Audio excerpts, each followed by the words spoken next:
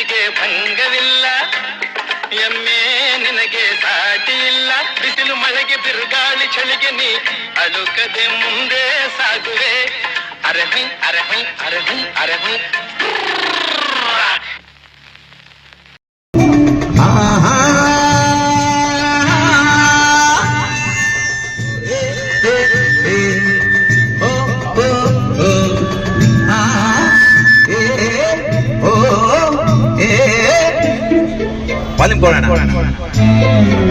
ಎಲ್ರು ಆಡಿ ನಮ್ ಜೊತೆ, ಇನ್ನೂ ಚೆನ್ನಾಗಿರುತ್ತೆ.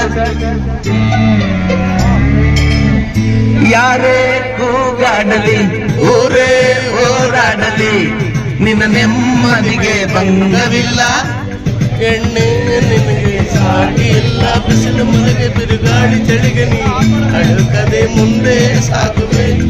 ಅರಹೈ ಅರಹೈ ಅರಹೈ ಅರಹೈ.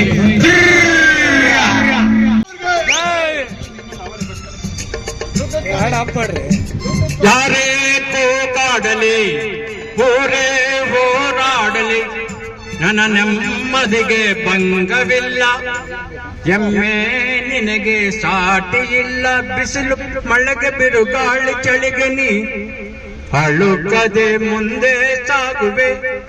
ಅರೆ ಭೈ ಅರೆ ಭೈ ಅರೆ ಭೈ ಅರೆ ಭೈ.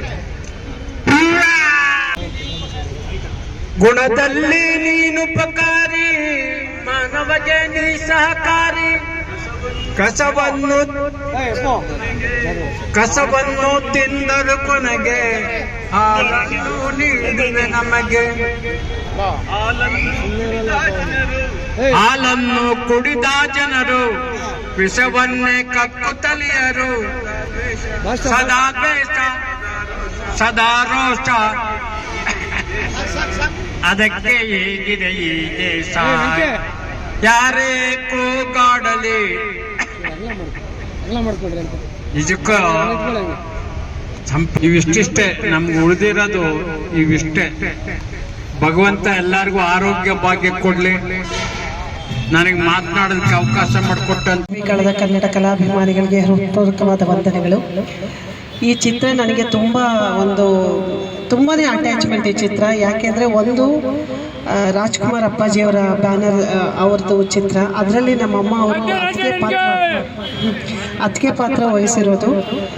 ಇಡೀ ಚಿತ್ರರಂಗದಲ್ಲಿ ಇದುವರೆಗೂ ಅತ್ತಿಗೆ ಅಂದರೆ ಸಂಪತ್ತಿಗೆ ಸವಾಲು ಅಂತಲೇ ಒಂದು ಹೆಸರಾಗಿದೆ. ಅಂಥ ಒಂದು ಪಾತ್ರನ ನನ್ನ ತಾಯಿಗೆ ಲಭಿಸಿಕೊಟ್ಟಿದ್ದು ಪಾರ್ವತಮ್ಮ ರಾಜ್ಕುಮಾರ್ ಅವರು ಮತ್ತು ಅಣ್ಣವರು.